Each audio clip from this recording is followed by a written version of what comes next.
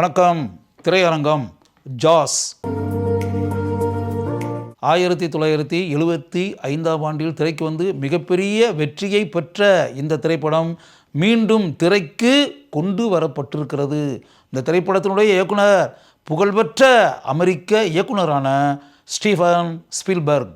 உலக புகழ்பெற்ற எழுத்தாளரான பீட்டர் பென்ச்லே 1974 ஆண்டில் எழுதிய புதினத்தை அடிப்படையாக வைத்து எடுக்கப்பட்டிருக்கக்கூடிய திரைப்படம்தான் ஜாஸ். ஜாஸ் என்று ஆங்கிலத்தில் அழைக்கப்படக்கூடிய சுறா மீனை மையமாக வைத்து எடுக்கப்பட்டிருக்கக்கூடிய திரைப்படம் இது. அமெரிக்காவின் மேசாச்சூசெட்ஸ் பகுதியில் இருக்கக்கூடிய அமிட்டி ஐலாண்ட் என்ற தீவில் நடைபெறக்கூடிய சில சம்பவங்களை மையமாக வைத்து இந்த திரைப்படம் எடுக்கப்பட்டிருக்கிறது. அமிட்டி ஐலாண்ட் என்று அழைக்கப்படக்கூடிய அந்த தீவு வந்து ஒரு டூரிஸ்ட் பிளேஸ். நிறைய சுற்றுலா பயணிகள் அந்த தீவுக்கு வந்து அந்த தீவின் பகுதியில் இருக்கக்கூடிய கடலில் நீந்தி இப்படிப்பட்ட காரியங்கள் வந்து தொடர்ந்து நடந்துக்கிட்டே இருக்கும். அப்படி நடந்துக்கிட்டு இருக்கும்போது அந்த பகுதியில் அந்த கடலில் இருக்கக்கூடிய சுறா மீனால் ஒரு மிகப்பெரிய சம்பவம் நடைபெறுகிறது. அந்த சுறா மீனால் அங்கு வந்த ஒரு சுற்றுலா பயணி பாதிக்கப்பட்டு மிகப்பெரிய அளவில் கலவரம் அந்த பகுதியில் உண்டாகிறது. அதன் காரணமாக அந்த தீவுக்கு வரக்கூடிய சுற்றுலா பயணிகள் இனிமேல் அங்கு செல்லவே வேண்டாம் என்று நினைக்கக்கூடிய அளவிற்கு ஒரு சூழல் உண்டாகிறது. அதனால் அமெரிக்க அரசாங்கத்திற்கு வரக்கூடிய வருமானம் குறைந்து விடுகிறது. அப்படிப்பட்ட நிலை அங்கு உண்டான பிறகு மக்களுடைய மனதில் மாற்றங்களை உண்டாக்க வேண்டும் என்று அங்கு இருக்கக்கூடிய அதிகாரிகளும் அரசாங்கமும் தீர்மானிக்கிறார்கள்.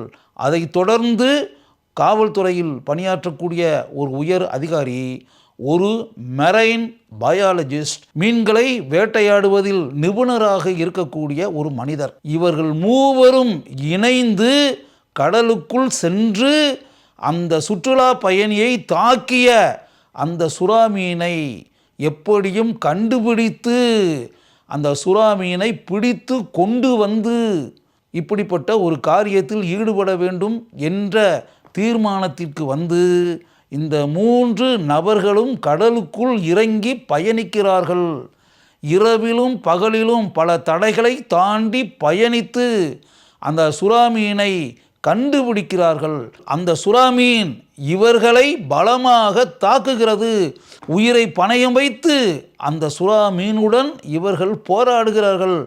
இவர்களை தீர்த்து கட்டியே ஆவது என்ற எண்ணத்துடன் அந்த சுறா மீன் இவர்களை தாக்குகிறது. அப்படிப்பட்ட நிலையில் அங்கு சென்ற மூவரில் ஒருவர் தன்னுடைய உயிரை இழக்க வேண்டிய நிலை உண்டாகிறது.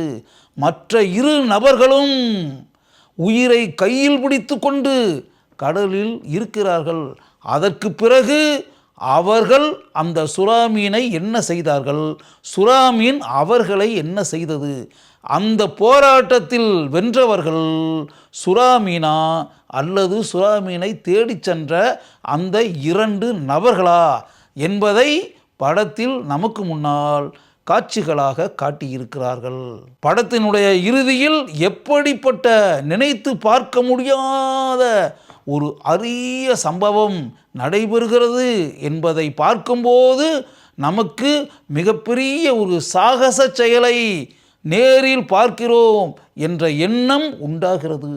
அத்துடன் இந்த திரைப்படத்தை முடித்திருக்கிறார்கள் ராய் ஸ்கைடர். இவர்தான் காவல்துறை அதிகாரி மார்ட்டின் ப்ரூடி கதாபாத்திரத்தில் நடித்திருப்பவர். படம் முழுக்க வரக்கூடிய அந்த உயர் காவல்துறை அதிகாரி கதாபாத்திரத்தில் தன்னுடைய மிடுக்கான நடிப்பை இவர் அருமையாக வெளிப்படுத்தி இருக்கிறார்.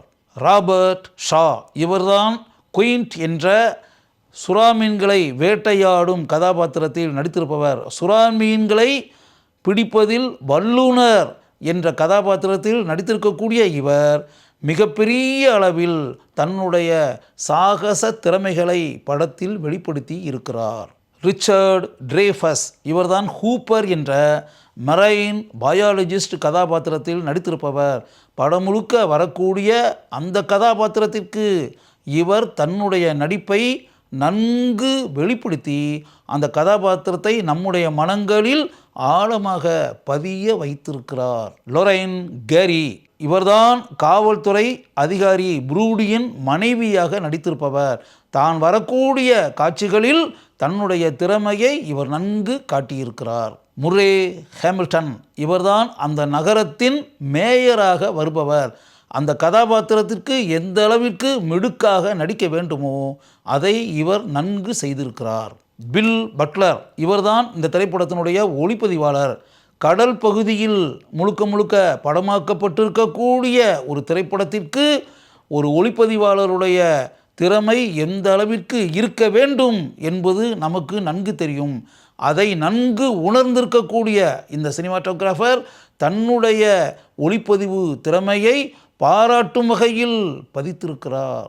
வெர்னா ஃபீல்ட்ஸ் இவர்தான் இந்த திரைப்படத்தினுடைய படத்தொகுப்பாளர்.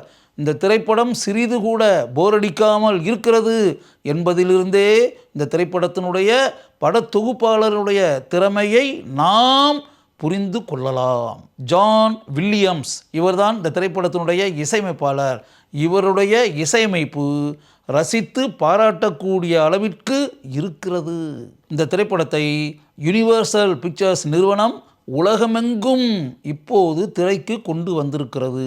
25 அடி 3 டன் எடையை கொண்டிருக்கக்கூடிய பிரம்மாண்டமான ஒரு சுறா மீனை மையமாக வைத்து எடுக்கப்பட்டிருக்கக்கூடிய இந்த திரைப்படத்தை பாராட்டும் வகையில் மிகவும் அருமையாக இயக்கியிருக்கிறார் ஸ்டீஃபன் ஸ்பீல்பர்க். அதற்காக நாம் அவரை எந்த அளவிற்கு வேண்டுமானாலும் புகழலாம்.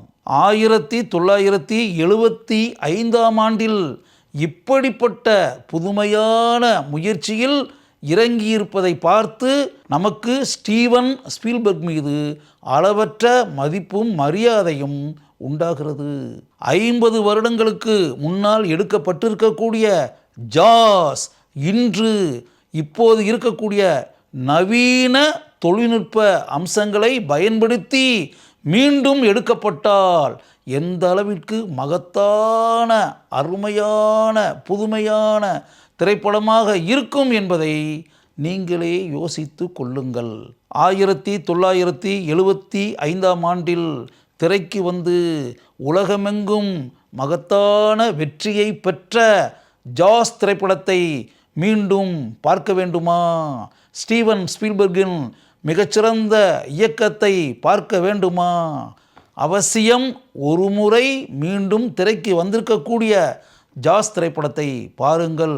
உங்களுக்கு அது ஒரு மிகச்சிறந்த அனுபவமாக நிச்சயம் இருக்கும்.